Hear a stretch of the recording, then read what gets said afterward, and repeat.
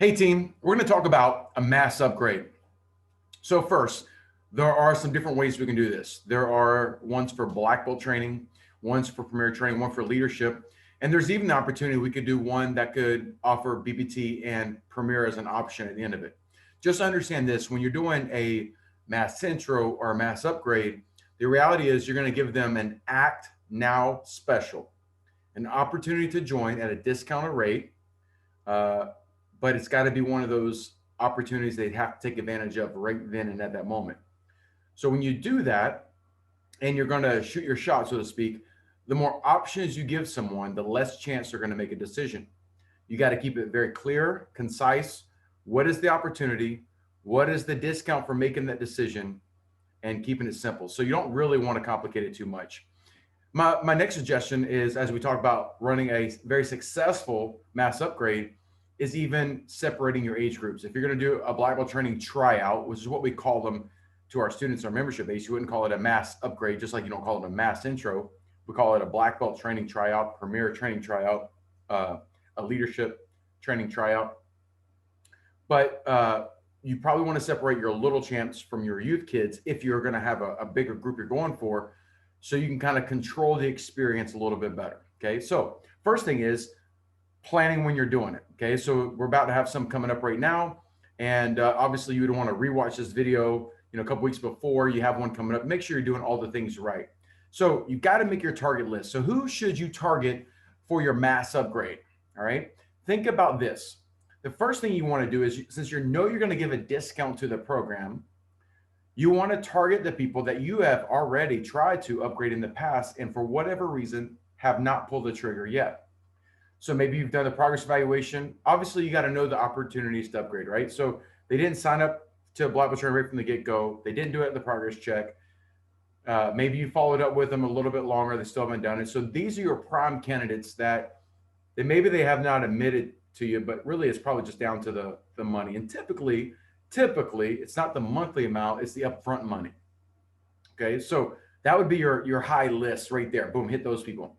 The next is those people who are on an close to expiring program that probably came from a mass intro. They got a discount before. They kind of expect it this time around as well too. Those would be your next people. So first, it's targeting those people you've tried to upgrade and they couldn't do it, didn't do it, and you've tried a couple times. The next of those people who you sign up from your mass intros that are on the short term, already discounted deals, you're going to want to invite. And then last, you can kind of fill it in from those people maybe that they're close to expiring. Maybe you already renewed them one time on basic, and maybe in your gut you're feeling that their only way they're going to do it is if they're the deal shoppers, right? They look for deals and they pull the trigger on deals. So you create your list. Now, just like a birthday party, if you want 10 people to show up, you got to invite 20, 25. So what I would highly suggest is about 3 to 5 weeks, somewhere in that time frame, after you've created your list, you physical mail a letter that's a special invitation. Dear Mr. Smith, I'm inviting your family and Johnny to come to one of our black belt training tryouts. These are only for a select few individuals, however you're going to word it, but make it feel special, right? Something mailed into the mail, not an email, not a text, not just hey, would you like to come to this workshop? Mail something to them. Then what you need to do about 7 to 10 days after you've mailed that, pick up the phone. Hey, Mr. Smith, I mailed you an invitation to a special event about a week ago. Have you received that yet? Great. Hey, I just want to know if you guys have thought about it, and can I put you down as an RSVP for that event? The reason why the phone call is so important is maybe they didn't get it in the mail. Possible. Maybe the wife saw it and didn't share it with the husband. Probably really the other way around. But whatever it is, it's a great way to follow up with them just to make sure they got it. Then if they have gotten it, then you're getting a confirmation. Listen, you don't want to send out 25 invites, be there for your mass upgrade that day and not know how many people are showing up. You don't know how to successfully prepare. If you invited 25 and 25 showed up and you're by yourself and don't have help, it's going to be a little tough. If you invited 25, you think everybody showed up, you got 4 helpers and then no one shows up, it's kind of a waste of energy. So, the details of where everything's at, making that phone call, getting that RSVP. So you get your list, get the invites out, you get the RSVPs. Next, I want to specifically talk about how to apply this to a black belt training tryout. And then I'll give you just a side note how you can do it easily for a premier. Okay. So a black belt training tryout. My suggestion would be, I personally like bow staff, but it could be nunchuck, it could be collie, but I like picking one of the three weapons the kids do and creating kind of a seminar format around that weapon. All right. And the reason why I like doing that is I want to give them a taste of what they're going to do and what they probably have already seen black belt training kids do. And sparring is a little bit harder to give people equipment and things like that. Okay. So, for example, let's take the bow staff just for an example. By getting RSVP, we could actually gift them a free bow, and we would use a lesser expensive bow staff and measure the right size. That we say, hey, look, you could even put that in your letter. Hey, as a special invite, if you RSVP for this, you're going to get a free weapon to do for the seminar, right? Because even if they don't join black belt training, I want them to be so excited to take something home that a week later they're begging to do this, right? So I've got to order everything probably about 2 weeks ahead of time. So listen, if you don't have a plan, you just wing this thing, you will not have success. And then in your mind, you'll think it won't work in the future.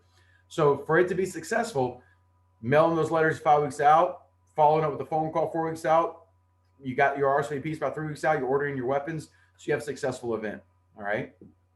Then you get to the event day, okay? And rewind is once you've got those RSVPs and you've ordered their weapons, you still should confirm, the Wednesday before, just like we do for our birthday party almost, right?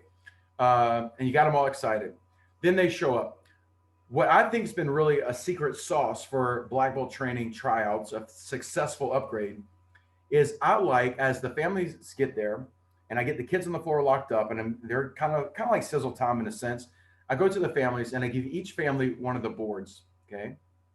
And I give them a couple different Sharpies to pass around. And I explain to the parents that, your kids have probably broken boards at graduation. We'll talk about this at the end, but, board breaking is all about goal setting. And you've probably heard us say that at graduations. But today I want to talk about setting the goal of becoming a black belt. Black belt is a life-changing event. It doesn't happen in that one day of earning that black belt. It happens from every class they come in. And by doing so, your child's going to have to overcome a lot of obstacles and challenges in their life. My goal is to make sure your child is armed with the skill sets that whatever life throws at them, whatever challenge, whatever obstacle comes their way, they have the strength, the fortitude, and the tool set to overcome that obstacle and that challenge. What I would like you to do today, mom and dad, is your kids the best. What is the challenge they're facing outside of the dojo? What is the challenge they're facing, whether it be at home or school or church or other activities, that's keeping them from getting one step closer to black belt? If you would write that on that board, and I'm going to ask you at the end of class to come up here in the front of the class. Okay. So I've pre-framed the parents to think about what is the biggest obstacle in their child's life? What is it? And they probably know right off the top of their head what that is. Then I go right to the kids and I go run an awesome seminar. And what I do is I don't go right to the weapon. I talk about, hey guys, you guys have been invited to a special class today. I do a warm up, but I pre-frame them for that we're here to set the goal to become a black belt. All right. And what I want them to understand, listen, this does not work if you're not selling it on the floor every class, preaching black belt in every class. It doesn't work all of a sudden magic in one day. You talk about black belt. You should be talking about that in every class. But you're reminding them that we are a black belt school. You go through the student creed and you remind them when you hit that part that this is a black belt school. Remember, we say that all the time. Today, we're going to really talk about you guys making that decision to set the goal of becoming a black belt. So you're pre-framing that at the beginning. You do a warm up. You're going to do a drill for skill. All right. A drill for skill. And I'll email you a couple different great ones, but I'll email you one that's kind of outlined that Mr. Vandiver believes is the best one for us to do for our mass upgrades. Then at the end, you go into talk about what black belt training at the class is going to be. It's going to be the sparring games and drills and the 3 weapons they do for black belt, plus the advanced self-defense and skill sets they need, all the skills necessary to become the black belt. And then you go into your weapon of choice, where it's the bow, the collie, the nunchuck. And you do a short seminar. And the key is making sure that you lay out techniques they're going to be successful with. You wouldn't want to do throws or anything crazy that they're going to drop and feel defeated. You want to do things that's going to make them feel like they're really doing the weapon, but it's exciting. All right. Then you let them know that that's their weapon, how to take care of it. You go over the safety standards at home, what they're allowed to do, and talk about the discipline of being responsible with their weapons. You're pre-framing them when you're assuming the clothes are going to become a black belt training member, right? Then at the end, I bring up one family at a time. All right. Now, if you had 25 people, obviously you're going to have help there, and maybe you do 2 or 3 families with your helps if you got the right people. But typically you have 8 people or 10 people or 14 people at these events, and you have the time to spend 2 minutes with each family. And you bring one family at a time, and you have Billy up here with his parents, and you say, hey, Billy, listen, parents, I'm gonna get the board. Great. Hey, Billy, your parents said that, man, you're struggling with math. That's the biggest obstacle keeping you from doing even better. All right. And you've already practiced the technique you're gonna have them breaking with, probably the sidekick, obviously. And you've pre-framed the group about the board breaking represents overcoming any challenge. Okay. And you have the kid break the board, representing that they're going to break through that obstacle, whatever it is, talking back at home, math, coming to class prepared, whatever it might be that their challenge is. And you make it kind of that true warm family. Let's tackle this thing together. All right. And I would have the instructor hold the board. Parents are there taking the pictures, and you instruct your parents to celebrate, jump up and down, hug their kids after breaking that board, and you let them keep that board. So now everybody's broken the board. It represents goal setting and overcoming obstacles. They got to taste a little bit of black belt training, and then you go for your close. And your close needs to be rehearsed just like you would rehearse for a mass intro. Okay. So typically, what is some of the specials that we do for a mass upgrade? Well, if they're going to join black belt training, for example, normally they pay a down payment, and then they buy their equipment that day, and they get a discount on the equipment if they do the down payment of the equipment the same day, or they pay in full at a substantial discount and they purchase their equipment. Okay. Well, basically in our mass upgrade close, we're going to give them a discount on one or both of those. All right. So typically we do 50% off down payment and 50% off the equipment if they enroll that day. Saves them, $400 or whatever. And you can also add in the added bonus like we do for our mass intros of waiving the service fee. So 0% interest instead of the 9.8% interest, which calculates to, I don't know the exact math, but maybe another $800 over the course of time. It could be pretty substantial.